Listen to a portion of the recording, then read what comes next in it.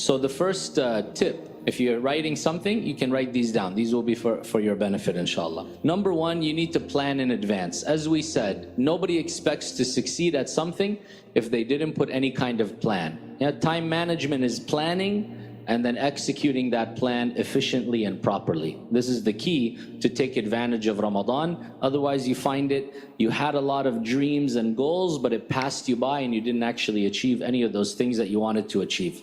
Number two, you need to do some calculation of how much ibadah time you actually have daily. So that means 24 hours minus how many hours you sleep, minus how many hours you have work or school, minus your obligations to your family or friends or others, whatever it might be. How many hours does that leave? Be realistic. So I have 2 hours a day, I have 3 hours a day that I can spend, divide it up. I'm gonna spend this many minutes or this much time reading some Qur'an. Then be very practical about scheduling it. When can I actually find half an hour quiet? Okay, right after Fajr, I could just stay, I could pull my handphone out, I could read those pages I want to read and enjoy and move on with the rest of my day, alhamdulillah. So be specific and precise. Set clear goals. Your objectives cannot be vague. I want to get closer to Allah by better understanding the Qur'an, and that's it. What does that mean? That means I want to read a book about Tafsir. That book about Tafsir has this many pages. How many pages do I need to read each day? 10 pages a day. How long will it take me to read those 10 pages? 20 minutes. Where am I going to find those 20 minutes? Right before iftar, I'm going to sit for 20 minutes and read.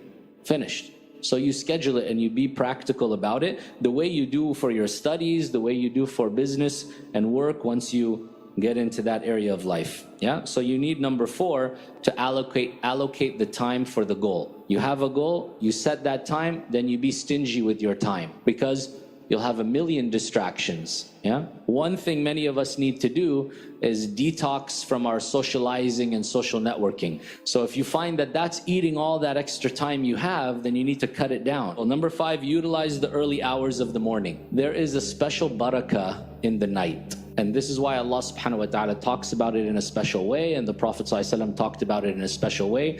We are talking about those few hours right before Fajr. So if you cannot use all of them, at least you're getting up half an hour, 45 minutes. You're already doing that inshallah because you're going to have suhoor and so on. Try to utilize some of that time to pray a couple rak'ahs, to read a few pages of Qur'an. You will find that time is more blessed and special and different than any other time of the day for doing those kind of ibadat. Number 6, stay healthy. So the reality is if you're not drinking enough water, you're not getting enough sleep, then by the middle of Ramadan, suddenly you're ala qayd al-haya, you're just barely holding on to life. Yeah. So the reality is if we're not used to it, that's why the Prophet ﷺ, what would he do in Sha'ban? He used to fast a lot in Sha'ban. Why?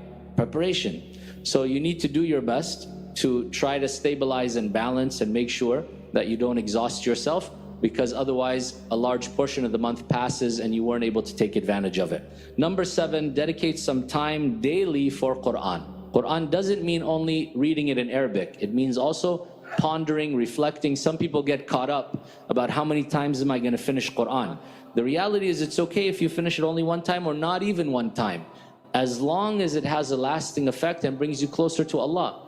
So if you spent that half an hour reading 2 pages rather than 20 pages, but you understood it deeply, you tried to practice it in your life, that could be better for you. Yeah, Allah only knows. Number 8, avoid multitasking. You're trying to listen to that Qur'an for 10-15 minutes while scanning the Facebook or the WhatsApp messages, and that doesn't work. That's not going to be very beneficial or bring you closer to Allah subhanahu wa ta'ala. Number 9, you try to fast from excessive socializing.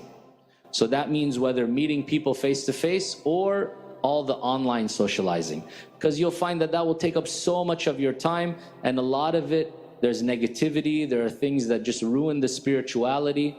So if you're using social media to send a good reminder, to get closer to Allah, to read a good reminder that someone's sharing, that could be a part of your program. But if it's not, then try to minimize it, try to reduce as much as you can. Number 10, try to schedule some halaqah time. Either family, if you're living with family, or roommates, housemates, friends. Get together and choose something that you will do that will bring you closer together and bring you closer to Allah. Yeah, if you have children, you can have your children read a story about one of the Sahaba or the Prophets, and then you all discuss it.